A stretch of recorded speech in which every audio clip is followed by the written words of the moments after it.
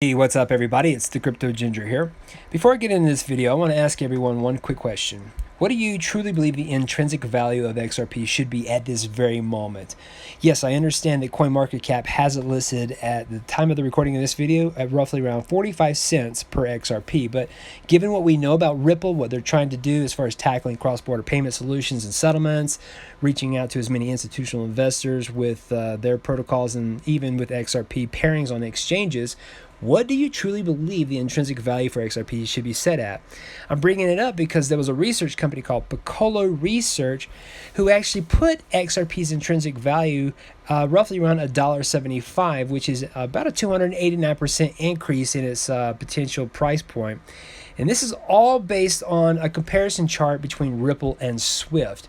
Now, the chart was listed here on this particular article. As you can see, all the categories for both companies here show that Ripple pretty much dominates what Swift has to offer by a long shot. The only thing in this category setup that really stood out to me the most was the number of financial institutions that Ripple has versus Swift. And we obviously know with Swift having been around for so long, they've most certainly increased their reach to as many banks globally as they can. They've had that amount of time since 1973 to do so. But nonetheless, what Ripple has to offer could be something that is, over the course of time, maybe even integrated into multiple banks worldwide and globally, where they start taking over some of the potential partners for Swift there.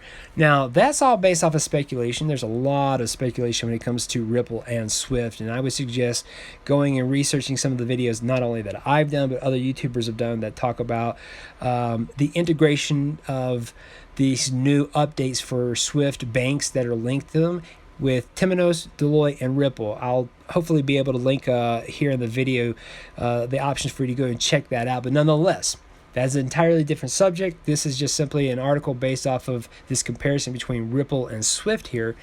And again, just simply off of this, and also incorporating those top fears that people still have about XRP and Ripple, the company, whether or not it's centralized, or whether or not XRP is a security. All of that was factored into this particular this price point that this research company gave, and they pretty much stated again the intrinsic value was evaluated at roughly $1.75.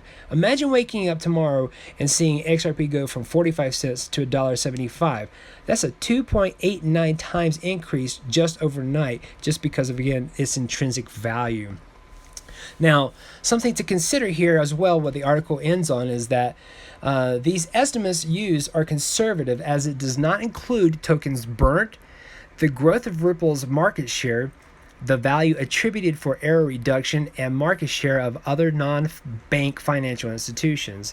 And lastly, $1.75 was also presented as the buy rating for XRP, which is considered to be, again, 289% upside. So again, just this comparison between Ripple and Swift there created this intrinsic value by the research company's standards of roughly around $1.75. I'm hopeful that some of the other information here that I'll be able to provide can show you that the intrinsic value of XRP could be much, much higher here. For example, this right here was a recent data that was released on the XRP2 company's direct sales when it comes to selling of XRP. And you can see that quarter 4 of 2016 all the way to quarter 3 of 2018, there's been quite a bit of sales taking place, again, based off of the XRP sales.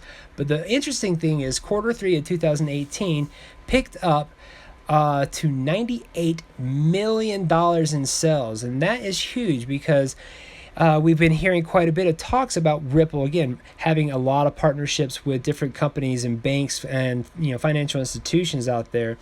If we are seeing a dramatic increase in sales in one particular quarter there, that should possibly lead everyone to understand that we might be seeing something a little bit bigger than what was expected for XRP, the coin. And Ripple is definitely making that happen there. This article kind of goes into a slight bit of emphasis in that. I wanted to use a reference that it states here, the $98 million in direct sales represents roughly 500% increase from the previous quarters. This is very exciting because this category of sales is where Ripple counts direct sales to banks, remittance processors, credit unions, funds, and exchanges. This is one of the most bullish signals that has ever been published in an XRP market report. And now keep that in mind again, this is the most bullish information that we've seen, and obviously so. That is a large amount of XRP sales right there in one quarter. So again, hopefully this right here will emphasize what we could potentially see as a real, true intrinsic value for XRP.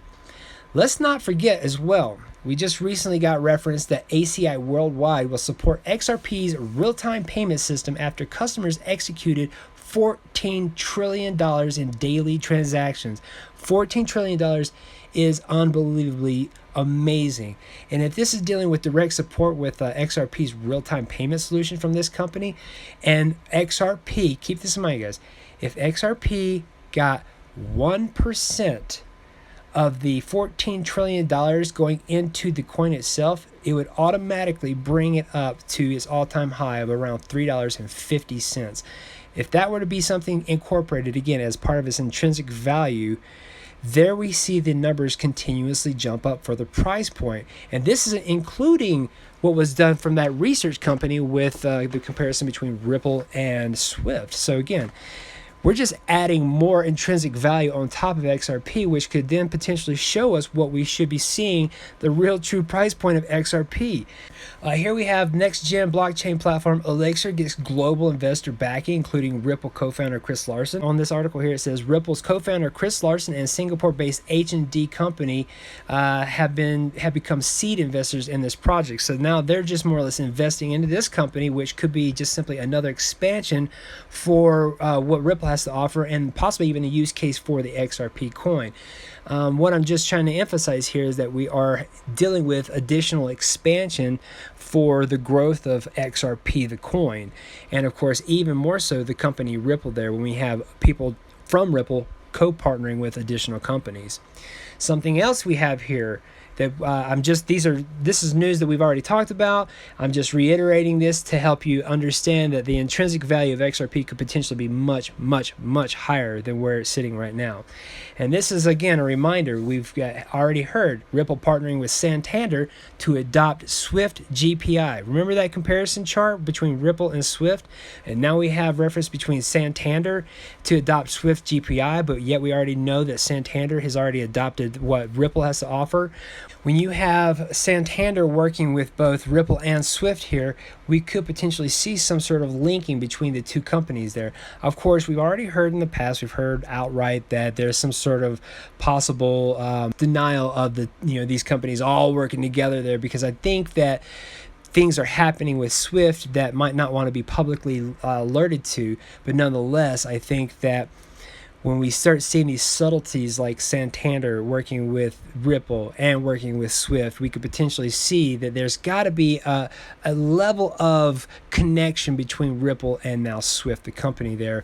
Whether, again, Ripple is working side by side with Swift, or possibly allowing Swift to merge their or integrate their product into the back end of their banks and, of course, their remittance systems. Who knows?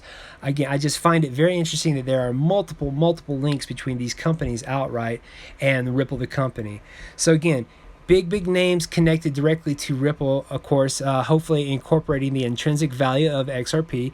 Something else here, we still have one of the biggest names out there outside of Ripple, which is SBI Ripple Asia, which is more or less going to help dominate the Asian market side of things when it comes to XRP and what Ripple has to offer. So another big entity out there when it comes to what Ripple is trying to do with their expansion, and again, trying to make this use case out of XRP. So can you see where this is going when it comes to possibly increasing the intrinsic value point of XRP? If we keep going, well, we can easily see here that XRP could soon be used by more than 200 major finance banks through the R3 consortium that we just recently heard news about. Again, these are just additional banks that could come on board, working in some sort of related partnership, or even using what Ripple has to offer through the back end, such as, again, XRapid. There is or even XCurrent, but nonetheless, the connection between these major banks and Ripple could potentially increase the value of XRP on an intrinsic scale there. So keep that in mind. Again, we have 200 major banks that could potentially be, or finance companies that could be actually merging with what Ripple has to offer there through these different connections. Something else here we got to keep in mind. Ripple's opening an office in Dubai and has signed 200 financial institutions. So again, that's 400 different financial institutions that we just covered in the span of 2 articles.